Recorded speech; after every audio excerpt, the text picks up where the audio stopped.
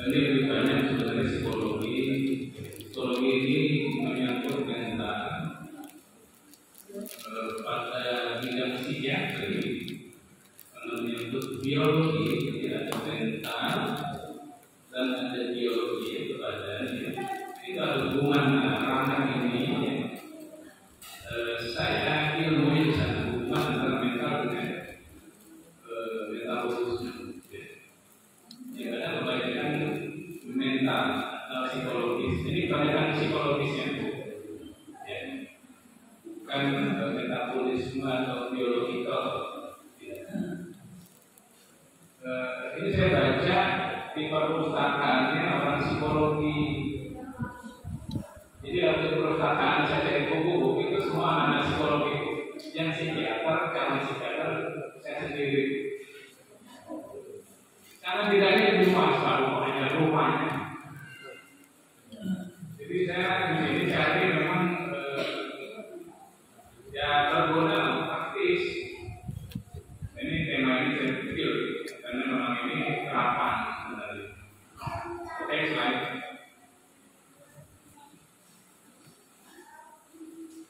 Jadi dalam terminologi barat, pola namanya parenting tipe. Parenting itu adalah kata kerja mengasuh.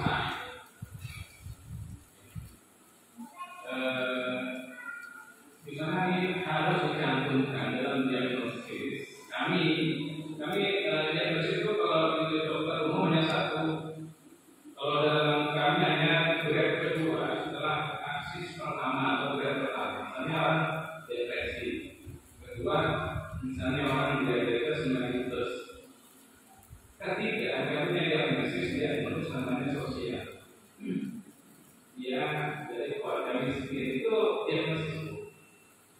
Akses keempat adalah fungsi terakhir dia sampai mana fungsi sosial di masyarakat dan di keluarga.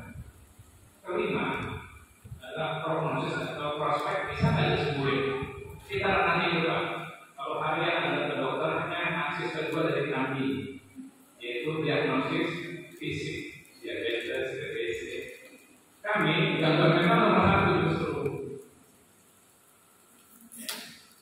Semua aspek kenapa ada dalam kesehatan itu adalah bukan hanya yang bebas penyakit fisik, tapi mental harus masuk gangguan mental termasuk sosial. Akhirnya diambil oleh WHO kesehatan adalah tidak hanya terbebas dari penyakit fisik, metabolik, tetapi dia juga harus mental sehat, sosial dan fungsional sehat. Hanya nggak boleh miskin. Bahasa begitu. Orang miskin beresiko sakit pak. Dua orang gizi sama stres penyakit. Di potensi tinggi, kenapa ya? Orang TBC rata-rata orang bawah tuh. Ya. Kenapa dia ternyata diabetes? Kenapa diabetes? Depresinya panjang. Karena depresi menurunkan daya tahan. Sehingga saya sama Pak Budi kalau ada TBC dewasa biasanya ada diabetes atau dewasa yang diabetes saya kena TBC. Ini adalah apalagi ada konflik bawah, apa itu makanan kurang. Dengan makanan kurang kita harus bergizi. Ya, jadi makanan sebagai bahan bakar bergizi harus dan itu memerlukan biaya. Jika definisi sehat itu sehat secara ekonomi sebenarnya masuk karena cuma PBB nggak mau sehat secara sosial. Ini nggak boleh ekonomi pak mau. Ya. Apakah dengan PBB bersama karena satu saja dari segi kalau Jakarta orang kalau dicek darahnya ada dengan tes pernah kontak tidak dengan kuman TBC atau dengan orang TBC. Sudah boleh positif pak, bukan dari sakit pernah kontak itu ada tesnya pak, makhluk tes namanya. Cuma kalau dia bayangkan terpapar oleh dari 10 orang 9 itu pernah terpapar juga gitu.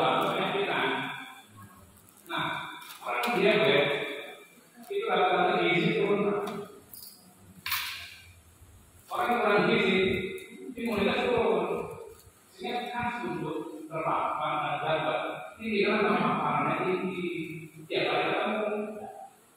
Nah itu urusan ini di Jakarta ya. Kalau sini kan masih agak jauh-jauh.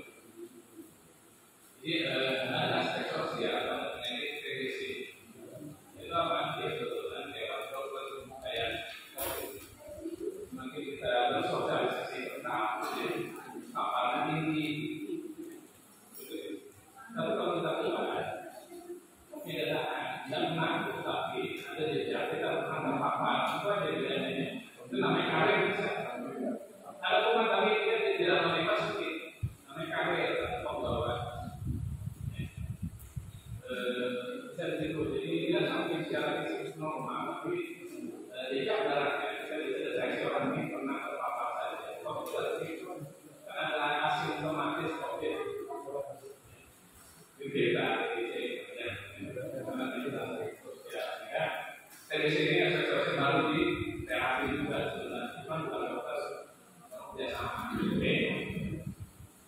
Di mana dikatakan ada teori ya, ada teori. Jadi ilmu baru begini, mereka ingin melihat satu fenomena.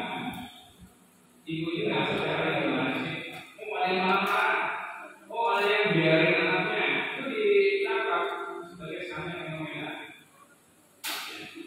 Barang itu hanya melihat apa yang tampak di mata itu negaraku. Kenapa sih dia marah gitu ya? Itu belum sampai sana belum. Kalau ini muncul dari pengasuhan itu dari akibat fenomena secara makro. Kenapa sih dia ngasuhnya banyak proteksi atau banyak jangan-jangan gitu? Ya. Memproteksi banyak jangannya kalau kalimatnya itu nggak sampai kepada why. Ini sekali lagi melihatnya dari ini bukunya namanya metodologi. Ini nanti timbul kalimat sifat yang sifatnya dominansi, demokrasi, ignoran atau pembiaran dan lain-lain.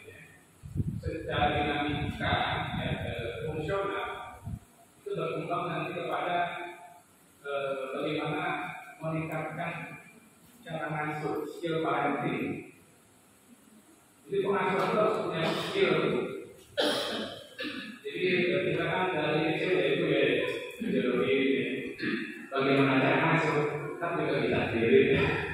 Di barat di banyak itu kita masih tahu. Di itu kayak bayi nedor gitu ya, empeng gitu ya. Terus ada yakin, tidak bisa boleh kalau barat dipelajari menjadi satu skill keterampilan mengasuh anak itu ada di dalam sana. Kalau kita kan diangkat buat pelatih, kita bisa sendiri itu kita ternyata kita lihat nanti. Di sana berkembang jadi nanti kepada di psikologi ya, jadi penyuluhan pranikah ya, supaya menekan perceraian, supaya pernikahan bahagia. Itu ada penyuluhannya. Jadi ranah psikologi. Kalau orang sakit ya, jadi mereka yang sehat menikah dikasih teorinya di barat sampai mana untuk pelayanan tentang nikah. Jadi ternyata ternyata kemampuan mengasuh ya itu bisa dipelajari dan bisa ditingkatkan. Nanti ada faktor lain, ini variabel lain. Seberapa sih intensitas atau keintiman atau pelekatan, berapa jam yang perlu kita kontak dengan pasangan dan anak. Nanti berkembang lagi ilmunya. Ya. Kita sering ketemu tapi diam-diaman, ya kan? Ketemu sekali tapi hangat, pilih mana? Ayo, variabelnya. Terus ada pengawasan atau kontrol itu dengan cara yang paling sederhana yaitu ada reward dan punishment ya, ada menggunakan istilah ini ya, nanti kita mulai lagi. Jika sekali lagi definisi yang memang itu kita ingin pakai itu teori saja atau operasional saja, nanti kita mau ketemu nanti kita lihat. Oke, slide. Dan ini hal lain, jadi kita antara individual itu punya namanya kepribadian yang berbeda-beda. Atau identitas yang menandakan keseluruhan tentang penampilan, ya, cara bicara, cara pembawaan diri, ya, identitas khusus maksudnya ya. Sehingga di sini ada beberapa definisi, yaitu di bahasa Kulon ya, tentang kepribadian atau identitas seseorang itu didefinisikan sebagai sesuatu yang kecakapan baru yang adaptif. Kecakapan itu bukan keterampilan yang khusus, bukan. Secara umumnya bagaimana dia adaptasi terhadap lingkungan, menempatkan diri terhadap lingkungan yang tepat, ya. Sebagai konfigurasi daripada kepribadian atau struktur kepribadian. Jadi gini, struktur kepribadian atau topografik kepribadian ini seperti telur, bayangkan ya, telur atau di sana ada putihnya, itu kecil sebenarnya, nggak kayak telur benar. Terus lapis kedua putihnya dan ada lapis luar, kulit katakan lain. Di mana lapis dalam ini adalah dia selalu mendorong keluar yang sifatnya eksistensial atau mempertahankan kehidupan. Contoh, bagaimana orang lapar, dia akan terdorong untuk mencari makanan. Jadi akan naluri untuk diisi perutnya. Kalau anak kecil, ya, kayak tadi kan, dia belum belajar bagaimana menempatkan diri di atas depan. Wajar. Ada roti, lapar, diambil dia makan, padahal punya orang. Ya. Itu dia hanya pada yang mendorong. Lapis keduanya tipis. Lapis kedua apa? Yaitu ego namanya, bukan egois ya. Udah ada nilai. Pantas tidak pantas, sopan tidak sopan ya. Sehingga dia akan makan saja, tahunya dia roti makanan. Gak peduli punya orang. Pada orang yang sudah belajar dan dituntut belajar dan dewasa, sebelum ngambil roti dia berpikir, ini boleh nggak saya ambil? Begitu kata boleh, berarti ada nilai. Ada pertimbangan nilai. Oh jangan ini punya orang. Ada nilai sudah dia belajar. Nah, secara teori antara dorongan yang di tengah keluar memenuhi tadi akan berbenturan dengan nilai yang menutupinya. Itu sumber daripada stres. Teorinya begitu. Ya. Anak kecil nggak pernah berlapar, roti siapapun makan. Ya. Dia tahunya itu makanan. Dia nggak tahu bahwa itu punya orang. Bahwa problem bahwa itu haram halal, ya kebetulan masyarakat permisif. Oh wajar anak kecil, ya gitu ya. Tapi kalau dewasa nggak bisa. Kenapa? Untuk orang lingkungan dia harus punya nilai. Boleh nggak boleh sopan santun. Perilakunya minimal sesuai standar. Permisi, saya minta roti itu ada itu. Kalau nggak dikasih, nggak boleh maksa. Nah, nggak semua orang ya sekali lagi punya nilai tadi. Ya. Dia bisa jadi punya nilai terpaksa, akhirnya ngambil barang orang diam-diam. Sebenarnya masih punya nilai. Itu apa namanya? Itu nggak boleh.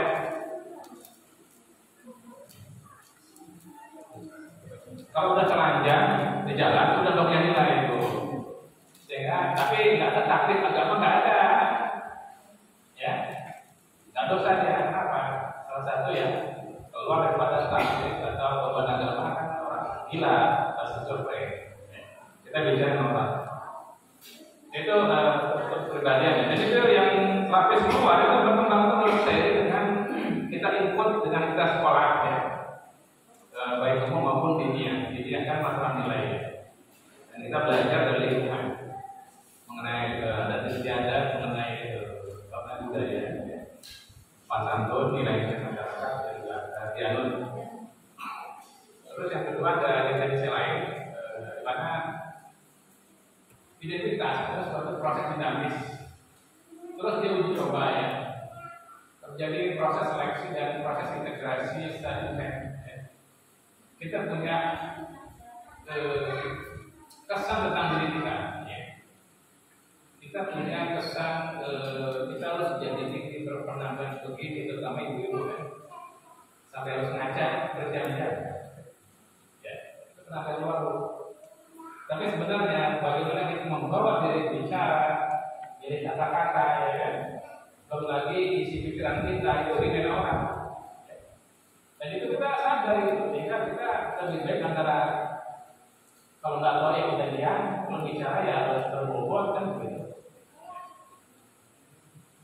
Nah pada remaja ini tadi terjadi dua hal ini ya, proses tadi terus berjalan, terjadi trial and error, sehingga menjadi salah image. Ya. Saya memandang diri saya dari semua segi ya seperti ini, itu ada khasnya, dimana terjadi pada remaja ada perubahan atau masa transisi yang justru akan mempengaruhi struktur negara kelak di masa dewasa. Jadi pada remaja itu gampang, jadi dia ingin mencontoh siapa itu bahasa dewasa dia. Sehingga ini penting bagaimana pola asuh diterapkan. Karena yang ini dia harus mencontoh yang dekat itu apa bapak atau ibunya. Ya. Ini adalah temanya, arahnya ke sana. Selain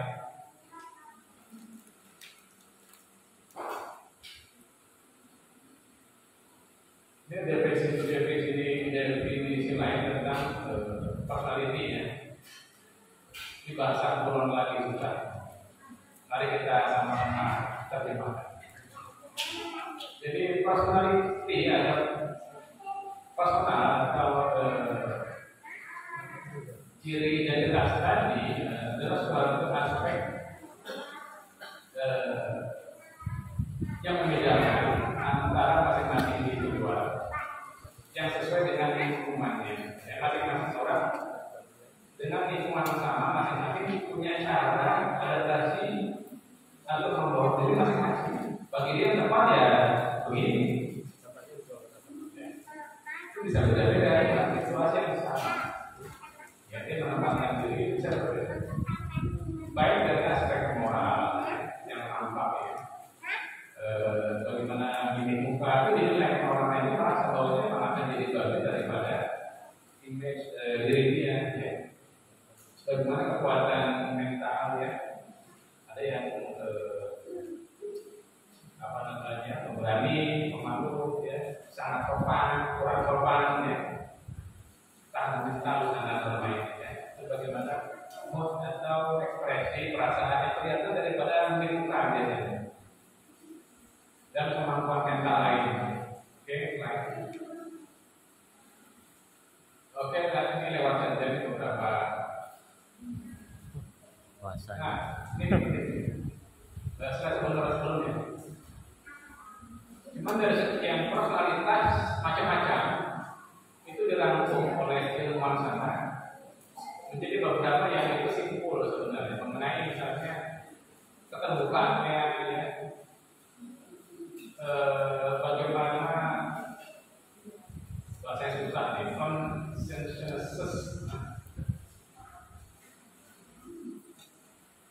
Jadi bagaimana dia memotivasi diri ya untuk apa ya yang menjalankan fungsinya pada orang lain, baik itu kewajiban maupun yang lainnya. Terus ekstrapersen bagaimana dia memperlihatkan melihat keluar tentang dunia dengan segala macam, dia punya keyakinan dan cara pandangnya, jadi keluar melihat dunia dengan cara dia, atau intervention ya, melihat dirinya ya. Itu bagaimana dia bisa membagi partisipasi dengan orang lain jika dia pernah memerlukan orang lain. Itu simpulnya itu sebenarnya dari sekian macam-macam personality ya.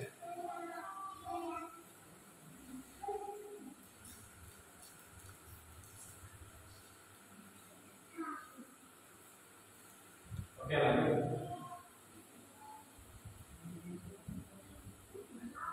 Ini ada orang yang gampang kecemasan, ya. Jadi tingkat kecemasan juga jadi pilihan berbeda-beda, ya. Ada yang dia mengurangi kecemasan dengan yang tadinya nggak merokok jadi gagal kurang pede, dia jadi perokok, ya. Dengan merokok rasanya lebih pede, Padahal dia sebenarnya cemas. Jadi nggak semua orang merokok itu orang yang edik ya, kompensasi biar pede dewasa. Nah, ini remaja sering merokok itu dia nanya kenapa? Kok jadi lebih pede ya? Kenapa? Dianggap dewasa, maco. Sebenarnya cemas. Terus diagnosis bagaimana seseorang secara seseorang untuk menerima kehangatan, rasa simpatik atau kebalikan kepada lingkungan. Kedekatan dia, kehangatan dia, membagi perasaan kepada orang lain. Ya. Rasa simpati ya di sini. Tingkat rasa simpati kayak gitulah. Lanjut. Ini simpul-simpul kepribadian. Nah, ini fungsi keluarga. Menurut kalau ada 3 basis fungsi ya. Ini yang saya juga tekankan satu ya. Fungsi keluarga ada satu namanya sense of cohesion. Ya, saling mempercayai antar anggota keluarga. Di sana ada keterikatan secara emosional. Pasti ada ikatan fisik. Dan bagaimana mengembangkan intelektual dan ke arah identifikasi ya. Kita melihat bagaimana perkembangan dan perbedaan berbeda ya. Yang orang-orangnya anaknya banyak dan akan tahu sifat masing-masing ya. Kalau koreksinya bagus, literasinya bagus. Terus kedua, fungsi keluarga adalah mengasah kemampuan adaptasi. Jadi di keluarga juga dia bagaimana bagi peran ya. Ibu masak dibantu anak ya. Pulang dikasih kopi ya. Ada peran yang memang itu sebenarnya latihan untuk adaptasi ya. Jadi sebelum sopan ke orang lain harus sopan ke anggota keluarga ya. Dan bagaimana ketidaksopanan itu dapat ganjaran ya. Di keluarga itu kan tingkat masing-masing anak ya. Terus tiga, fungsi keluarga dan keluarga komunikasi pengalaman dan saling negosiasi, mencontoh gaya bicara bahkan jadi kadang kita kayak bapak kita kadang bicara intonasi udah kayak bapak kita itu udah otomatis kayak kita kita kayak teladan. Selain ini ada namanya krisis identitas. Jadi tadi ya sekali lagi identitas adalah memakai konsepnya bagaimana dia secara fisik masih berkembang, secara mental dia ingin teridentifikasi peran siapapun, bisa orang tua, bapak terutama, bisa orang lain. Ya, itu siapa? Bintang film, teatriku, Pak.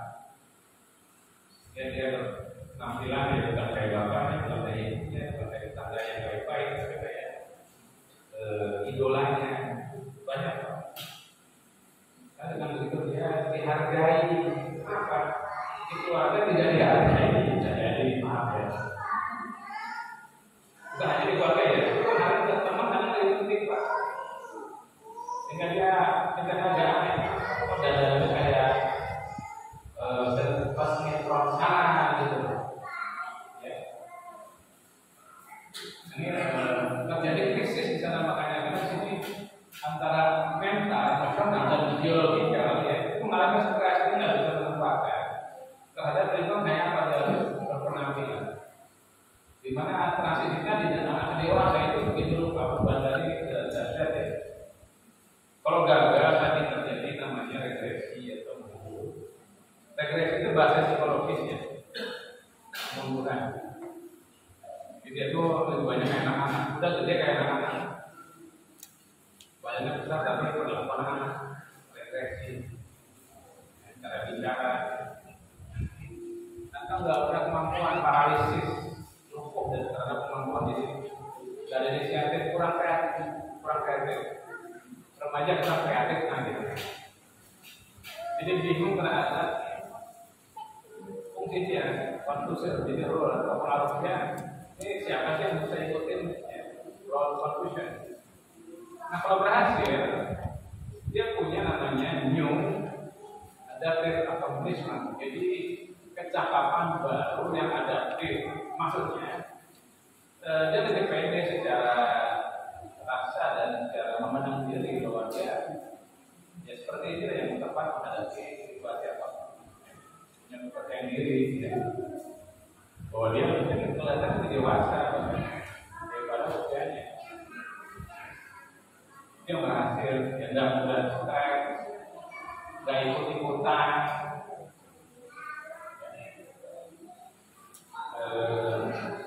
Kita bisa lihat apa banyak.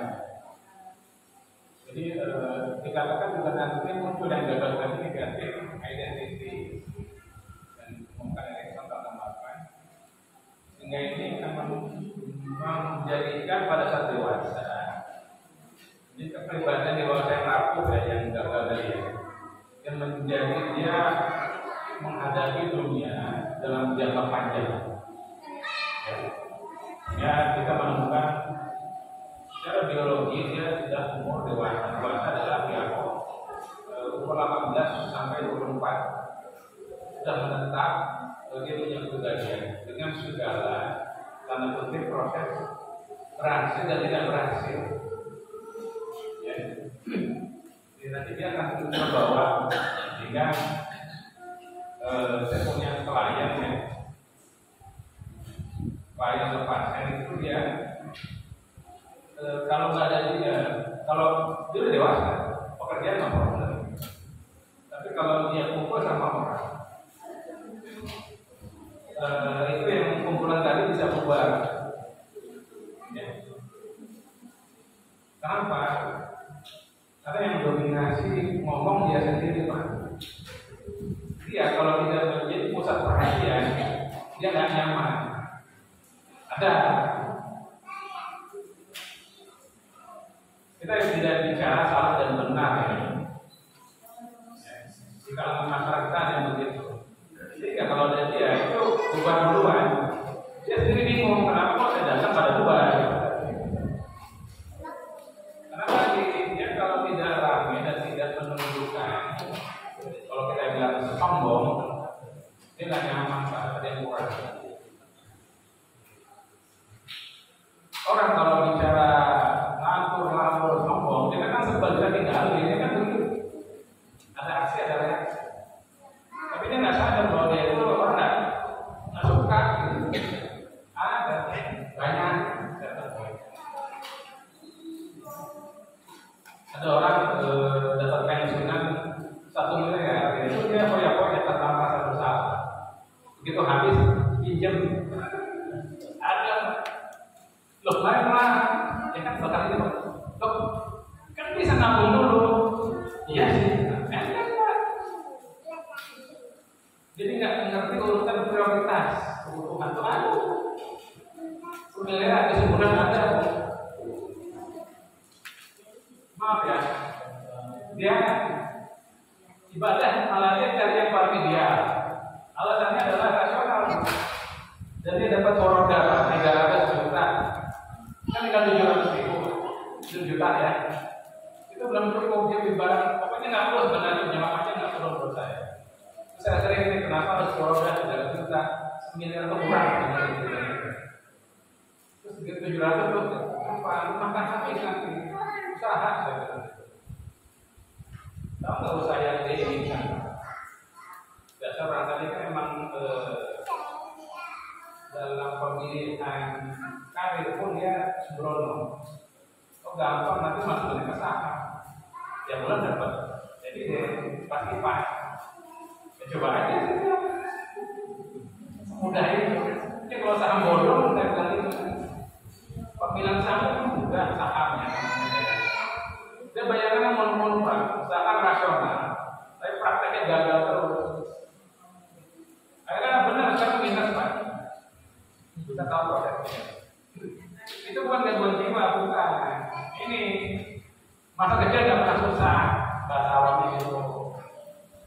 Jadi namanya dimanja berlebihan itu dalam teori ini itu haram. Ya, nanti lanjut. Nah, ini teori semua. Lanjut.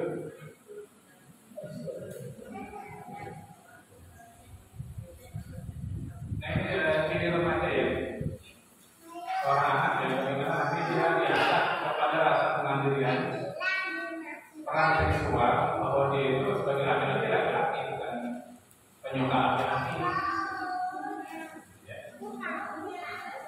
Identifikasi bahwa dia itu kan dia benar bahwa dia itu dibuktikan baik ideologi maupun fungsi.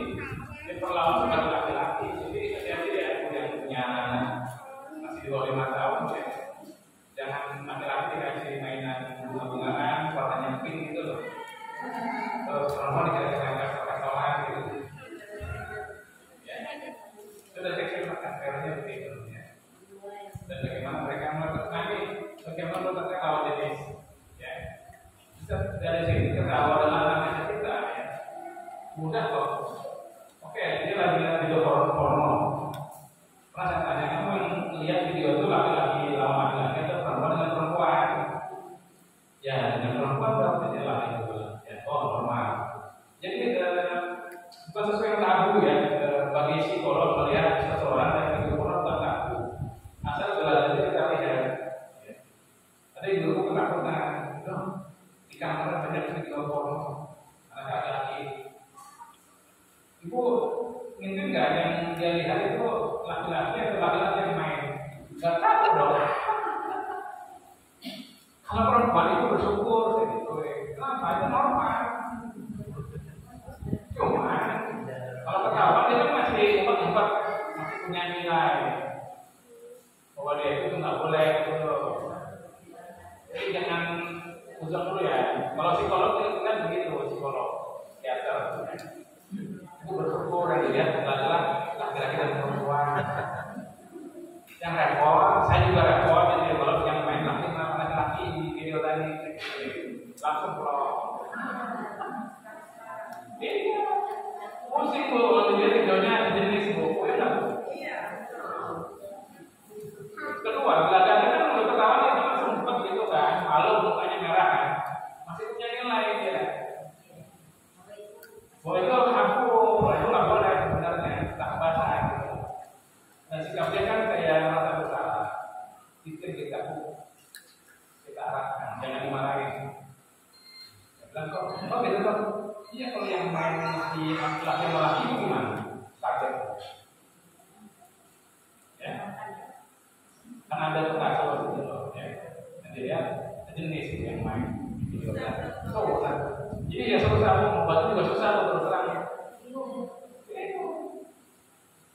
Oke, jadi ada tenang dia dua hal saya kasih keluhnya tadi. Tadi ya senang coba. Jadi ekonomi namanya, jadi akan menghasilkan kreasi ya apapun.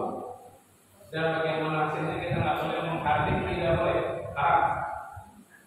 Karena itu pencapaian dia dan kebanggaan dia. Dia butuh kebanggaan yang harus terus.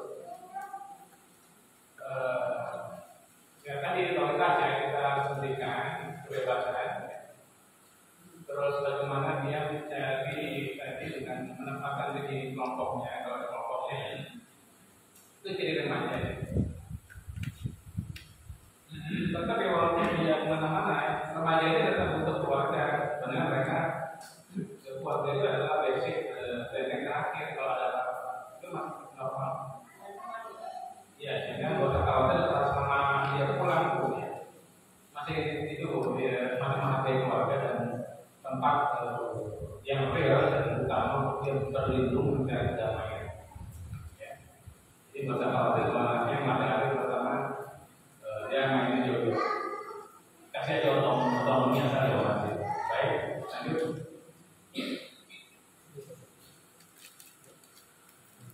Itu tetap ada 3 faktor ya. Selain biologi, gizi, ya, lingkungan, dan lingkungan keluarga, temperamental tidak. Terus faktor pola asuh. Nah ini nanti saya nomor 2 yang saya akan mendalami.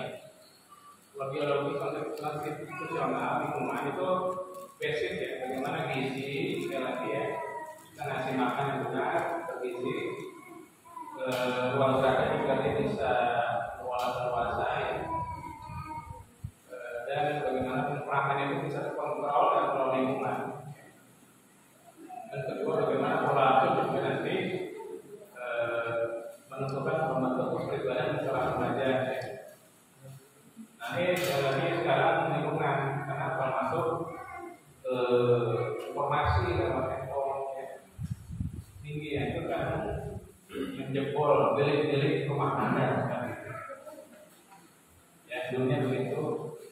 dalam genggaman. Oke, lanjut.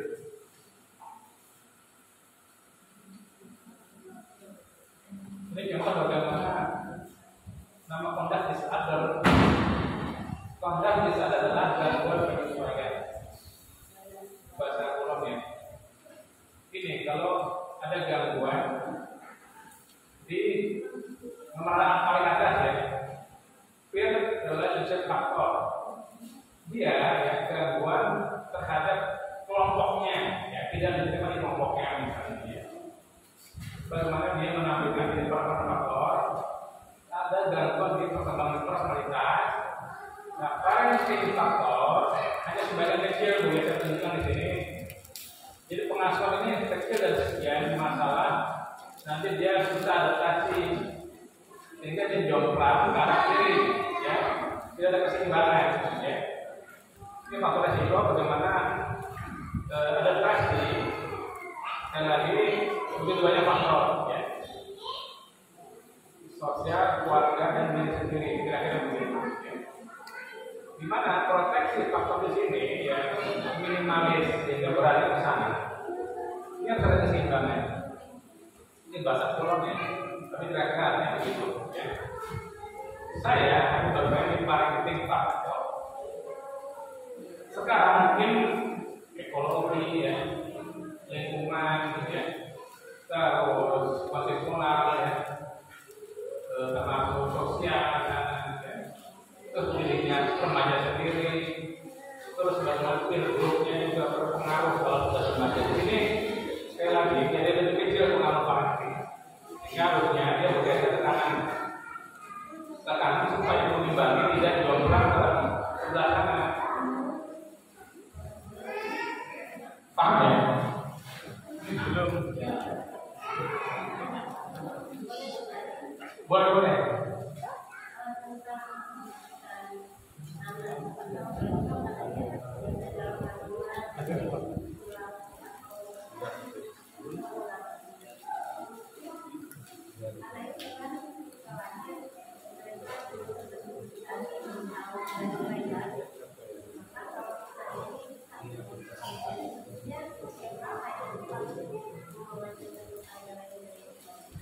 Kalau ada teori itu, dia salah. Ini umum dulu. Jadi orang barat itu melihat bagaimana pola asuh terhadap perkembangan remaja itu dokter. Ibu lebih mundur belakang pada saat hamil, kecepatan dan sekolah namanya itu. Bagaimana metode pengajaran itu adalah teorinya itu. Ibaratnya ini global dulu, global. Jadi gini Bu, yang jelas biologi nomor satu ya, bagaimana gizi ibu pada saat hamil, ya harus bagus. Apakah tadi selama 9 bulan hamil nggak boleh digas gara-gara kurang gizi akan terganggu hardware. Ini nanti dia terima software sekolah, kemampuan menyerap pelajaran nggak bisa. Kenapa? Baiknya itu tidak sampai berapa giga baik karena gangguan perkembangan hardware atau hardware dasarnya di biologi dia atau gizi ibunya selama hamil sampai berkembang 2 tahun ya dijaga banget. Jangan sampai ada penyakit kena otak, jangan sampai dia kurang gizi mengganggu perkembangan otak selama 9 bulan plus 2 tahun. Secara biologi Bu ya. Bagaimana ngajarinnya? Sekarang karena dia hanya zohir saya katakan, dia nggak ngerti bagaimana baca Quran, dia nggak sampai sana. Ini yang benar.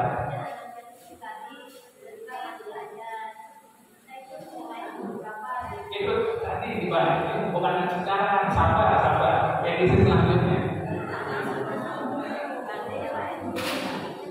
Ya ini contoh aja bagaimana ini kan lagi saya contohkan bagaimana dia berkembang tadi terus perkembangannya itu kepada yang sifatnya mencegah kepungan atau dia mengereksis namanya sehingga bagi dia lapar itu adalah menakutkan pada saat kecil bukan besar. Anak bayi akan nangis Bu ya gampang kok dia nangis pas lapar kayak gitu ternyata memang dikatakan misalnya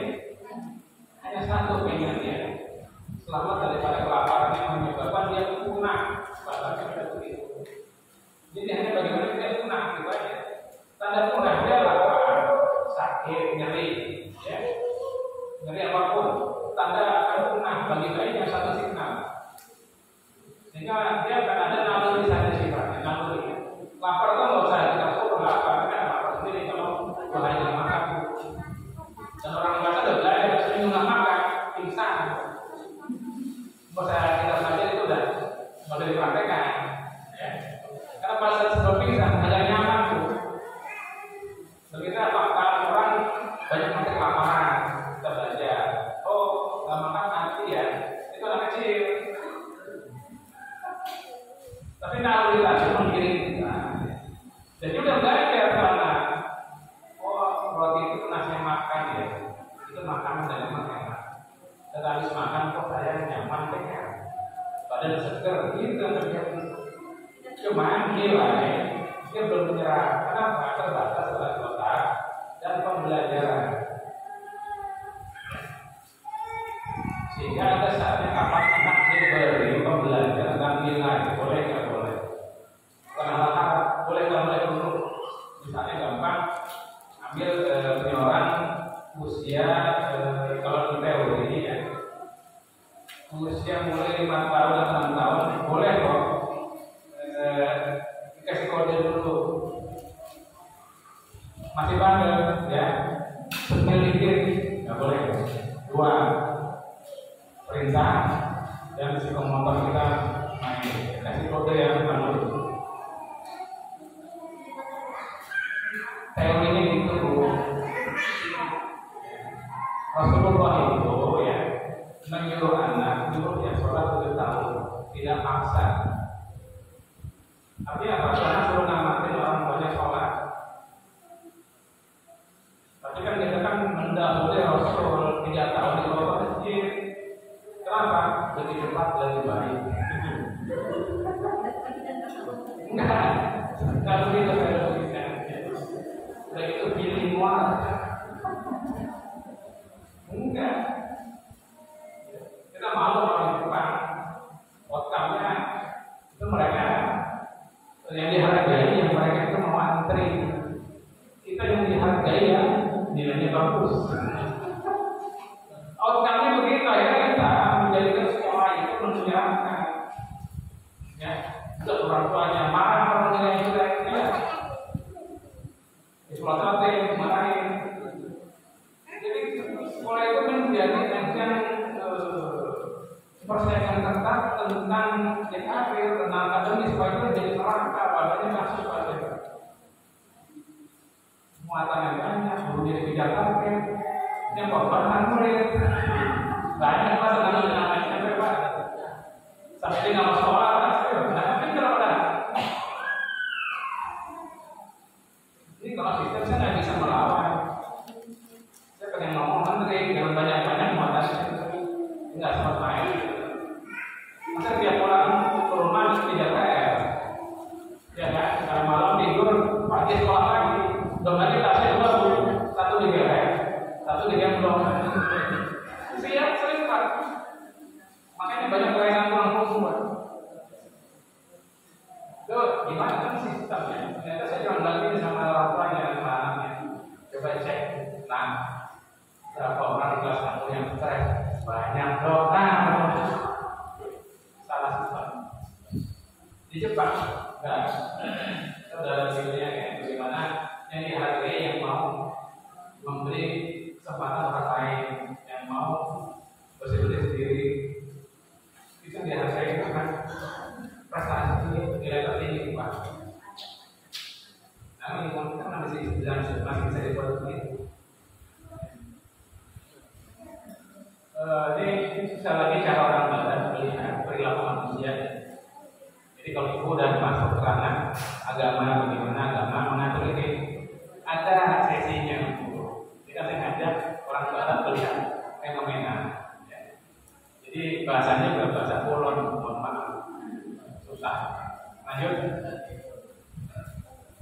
Dan yang ideal ya.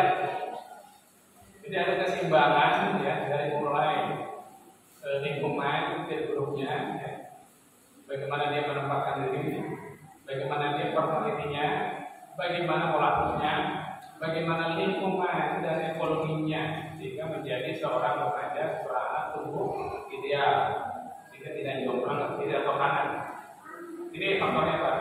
ketahanan mental ini kuncinya ini sebenarnya, ya banyak. Saya hanya ambil satu itu sekali lagi parenting faktor.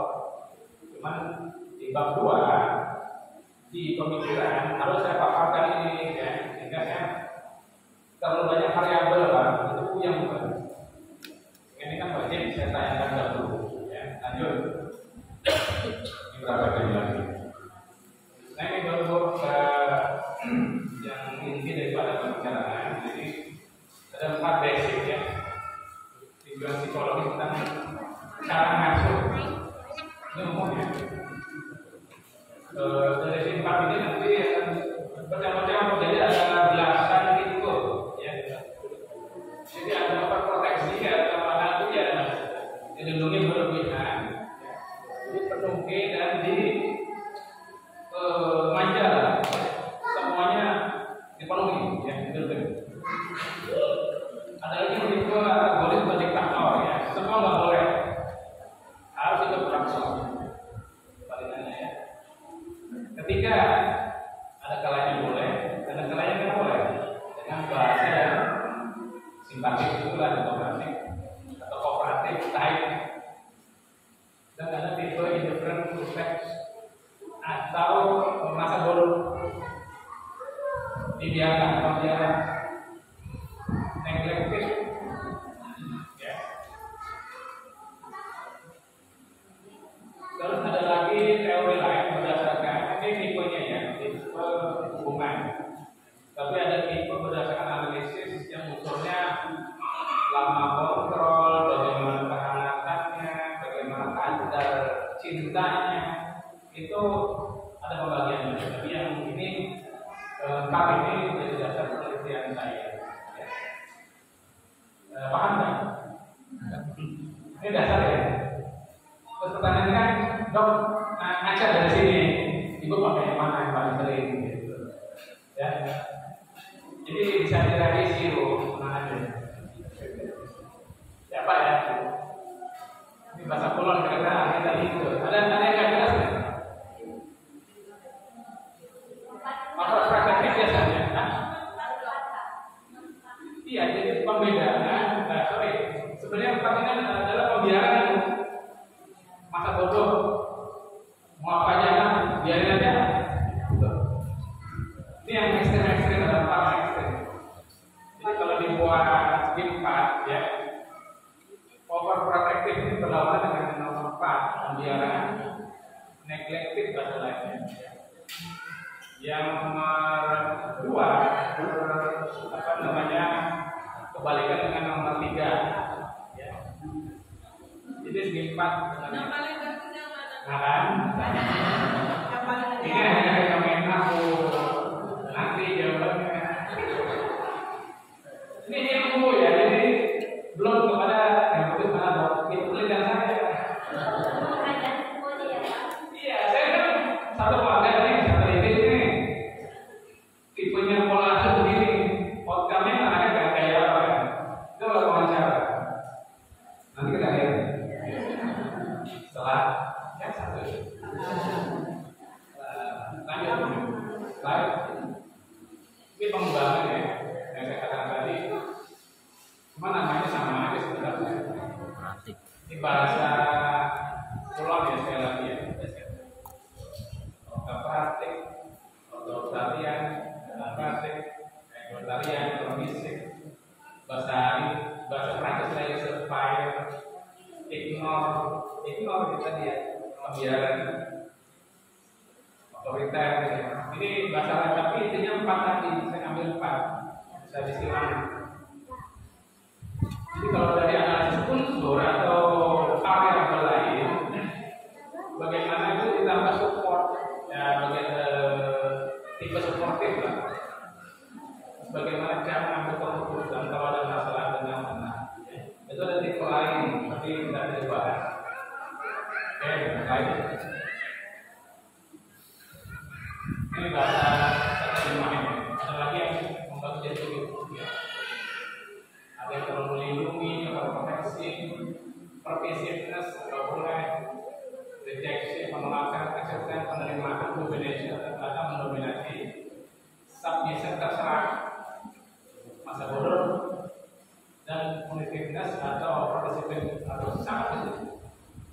Saya setuju pembagiannya. Nggak mau jadi apa? Dirasanya. Itu yang mana gitu? Tujuh. Live ya.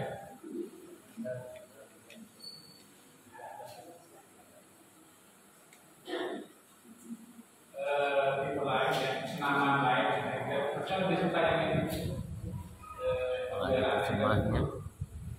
Jadi masa bodoh. Yang sama juga kembali ke tempat tadi sebenarnya. Ya.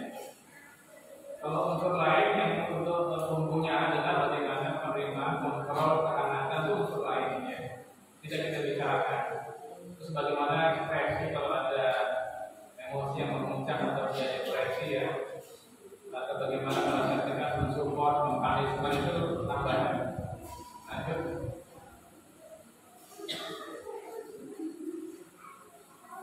Ini udah tadi ya, lanjut. Ini bisa diorkan ya, kalau kita yang dulu apa ya? Oh ini, itu biru adalah kol yang tipe unsur yang pada keluarga yang dingin-dingin saja kol ya. Dengan kontrol yang ketat, keluarganya dingin, adem, tapi kontrolnya ketat, menghasilkan anaknya agresif dan sulit diatur. Ini teori ya. Keluarga yang adem saja, pembiaran lebih banyak ya, tapi kontrolnya ketat gitu kan. Jadi tidak mendadak dan kontrol ketat, kontrol longgar sorry, menghasilkan anak yang mudah cemas dan tidak curiga. Ini teori. Terus pada yang keluarga anak, kontrol yang longgar, dihasilkan anak yang kreatif, lebih mandiri dan berjiwa sosial. Keluarga anak dengan kontrol yang ketat menghasilkan anak yang sopan, rapi, namun tidak mandiri. Anak kontrol ketat. Artinya dia praktis anaknya akan sopan, namun tidak kreatif. Di teori ya, pilih mana? Atau pernah selama ini pakai yang mana? Gitu. Introspeksi ya. Bisa direvisi. Gini bu, keluarga anak ini bahasa itu ya umum aja ya, silakan saya masing-masing. Anak itu kan bagaimana pola komunikasinya bu, ya. Tadi yang jodohnya dia ketemu dia diam. Tapi dalam hal kontrol pada anak ini ketat. Udah istrinya pendiam, bapaknya pendiam, tapi kontrol itu terlalu ketat. Artinya apa? Nggak ada instruksi lanjutan, maka tertata. Jadi menggunakan pola otoriter katakan. Bisa, teorinya bisa begitu.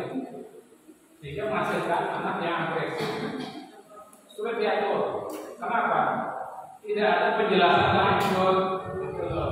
Kalau jangan kita kan, kalau nggak boleh ya, karena ya, pada belanja gitu ya. Keluarga anak pola komunikasi bagus, ya. Tapi kontrolnya kita bisa.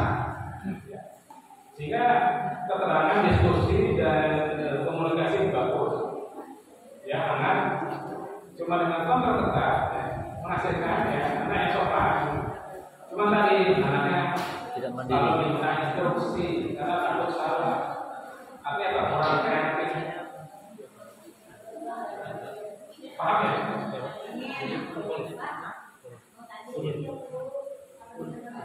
Yang biru itu kok ada dua sini. Kiri, Adem.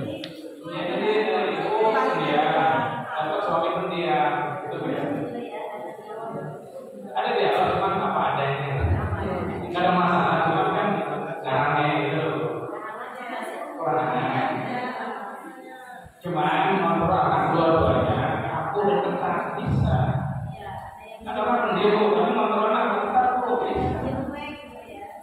Iya dan itu nggak ada penjelasan akhirnya anaknya mati ya malah terjatuh takut pokoknya nggak boleh terus dia bingung iya ada keterangan kan dua-duanya pendiam. Oh ini teori ya bisa direvisi ya lanjut ini teori ya lanjut ini implikasi proses terhadap perilaku anak ya bagaimana saya kalau proses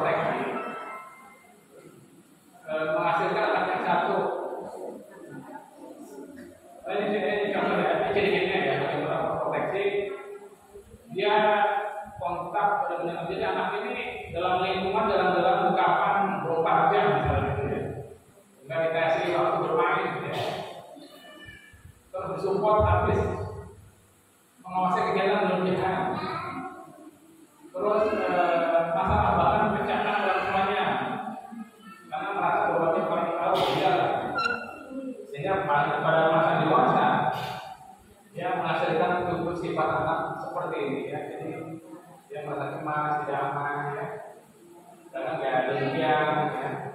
Agresif, berkupan, kurang pede, gampang frustasi melarikan diri kenyataan, tidak mandiri atau kecenderungan tinggi ya. Sebentar ya, tapi ingin jadi pusat perhatian gitu. Ya. Karena tidak ada kebahagiaan dari orang tua karena selalu orang tua di depan, ya. Hukum dicari masalahnya tanpa bisa kreasi. Jadi orang tua ini pasti, ya. Jadi gampang nyerah. Ini teori. Oke, lanjut.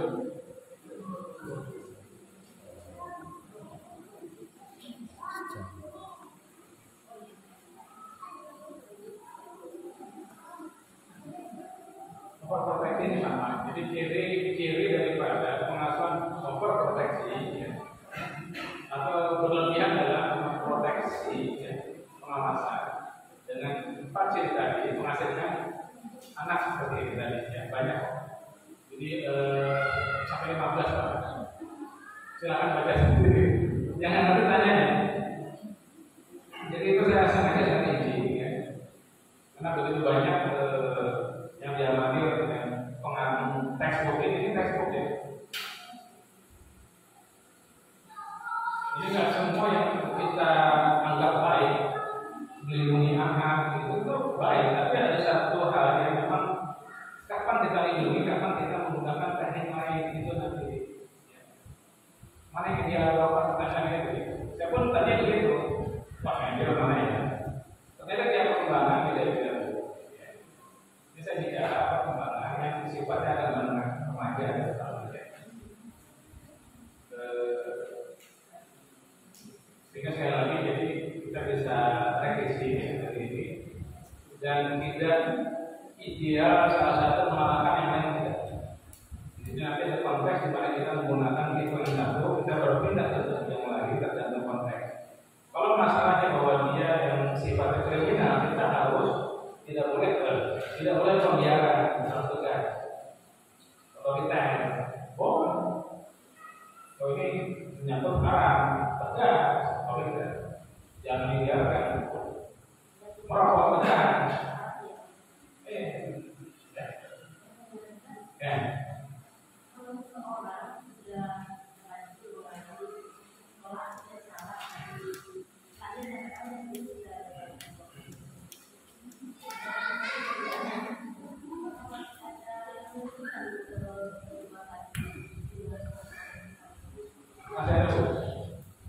Jadi itu menanyakan mengarah kepada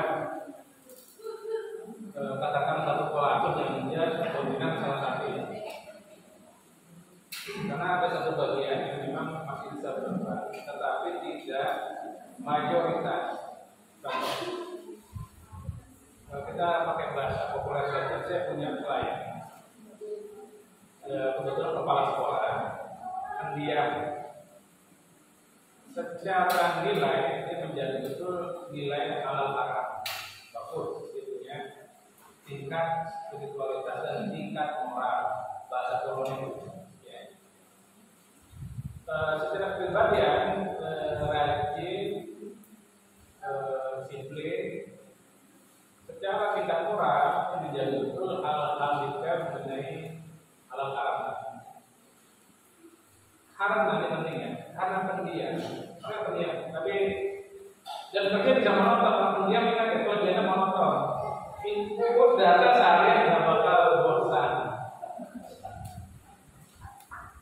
Ada nggak? Saya begitu harus pidato, boro-boro 5 menit berkabut. Ada kekurangannya.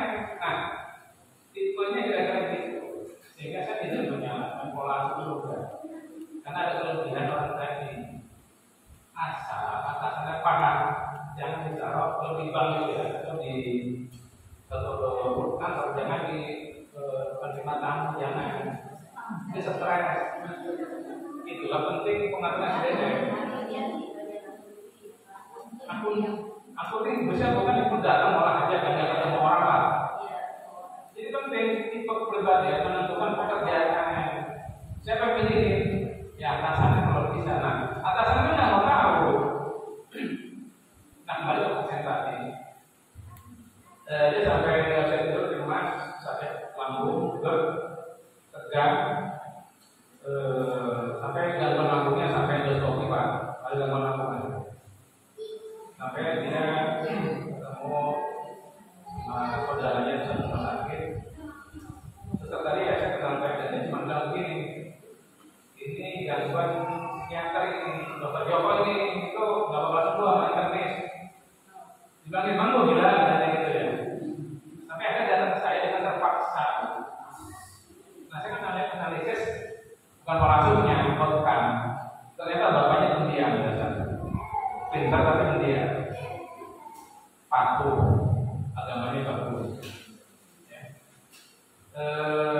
Dia itu cuma gara-gara tidak bicara dengan ketua yayasan, ya, pemilik yayasan, karena takut bicara dan takut dikatakan bahwa dia tidak mampu dan cacat kerjaannya.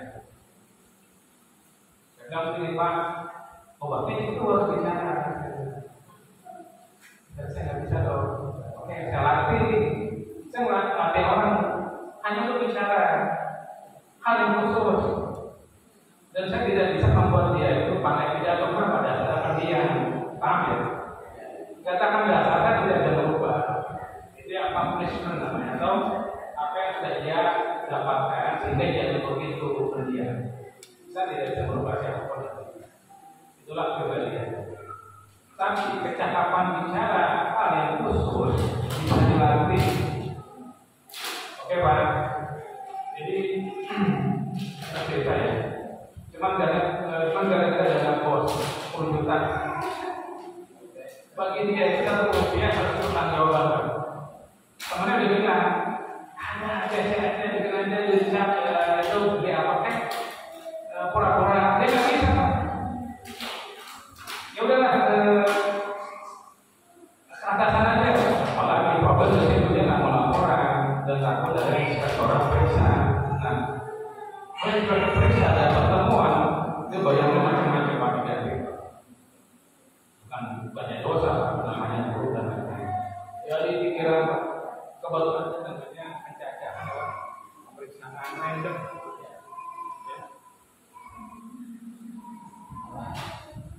Ya.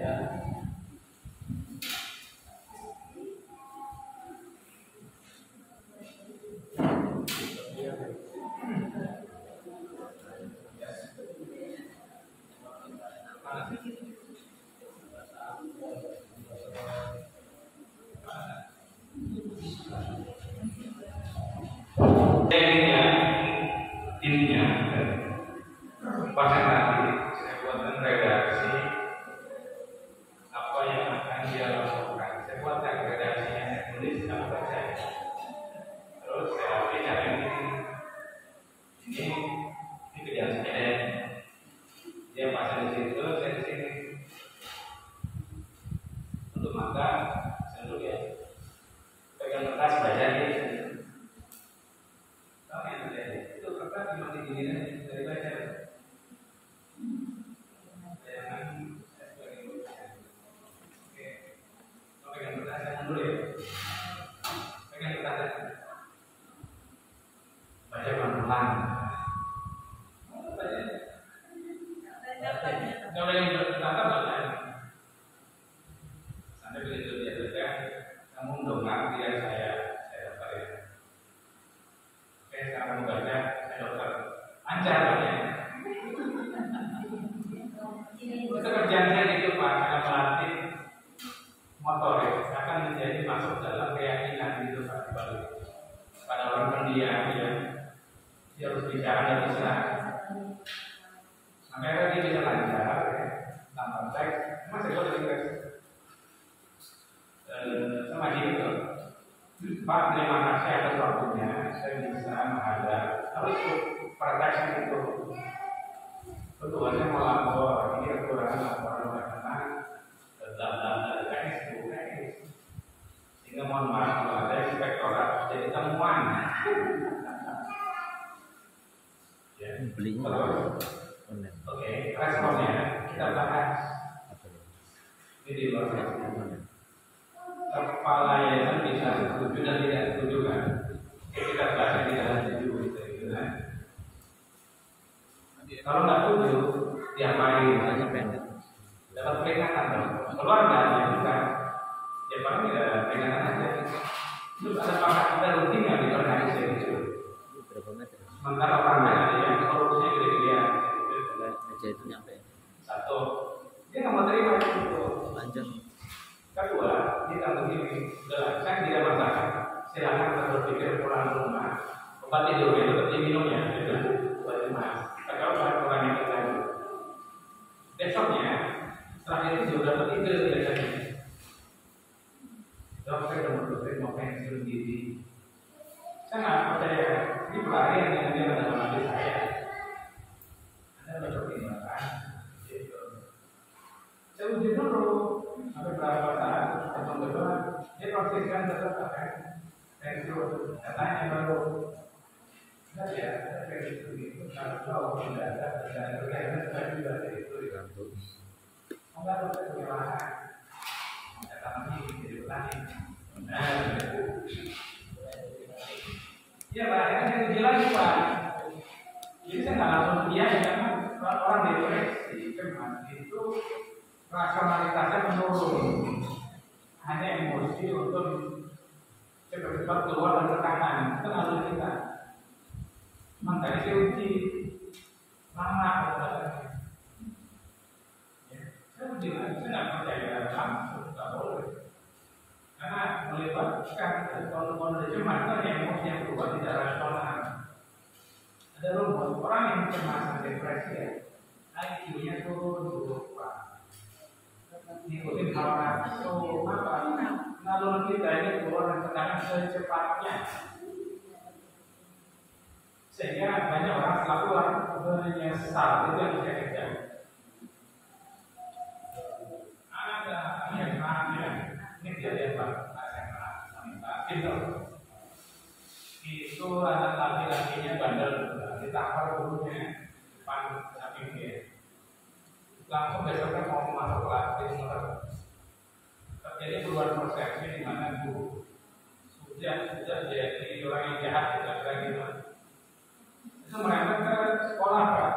Sekolah ini dipersepsi sebagai tempat punishment jahat sehingga konflik mau menjatuhkan kita lewat sekolah kan dia harus selesai tapi dia deg-degan karena sekolah sudah jadi menakutkan dari guru sampai lingkungan akhirnya dia sampai depresi dia tidak merasakan langsung ditampar tapi melihat itu dianggap bagian daripada imbas kayak ditampar itu sama nasi sebagai murid punya potensi akan dibegitukan sama. Jadi yang persepsi sehingga konflik terjadi itu sudah kelas 3 terus dia sudah intensif dalam berpikir masuk juga karena sudah hampir ujian nasional itu tidak sekolah ternyata lebih buruk menyesal ya balik lagi saya bilang aku mau masalah lagi kenapa dianggap sudah kayak orang berjalan. Siapa bilang kan? Ya, misalnya tidak. Iya Pak, yang saya katakan tadi ini menyesal Pak, tadi buruk kondisinya gitu loh. Nggak sebagus dan disiplin sekolah yang pertama, tapi tadi gara-gara satu guru kita jadi timbul kecemasan tinggi Pak, kayak trauma. Itu nggak satu nggak dua. Sehingga itu konflik antara di sekolah dan di rumah jangan lama ya kalau sekolah sudah terjadi perubahan negatif tentang lingkungan sekolah ya teman saya orang yang mau bisa secara cukup yang ada adalah airnya turun yang ada adalah emosional sehingga saya tidak ada pasien itu bukan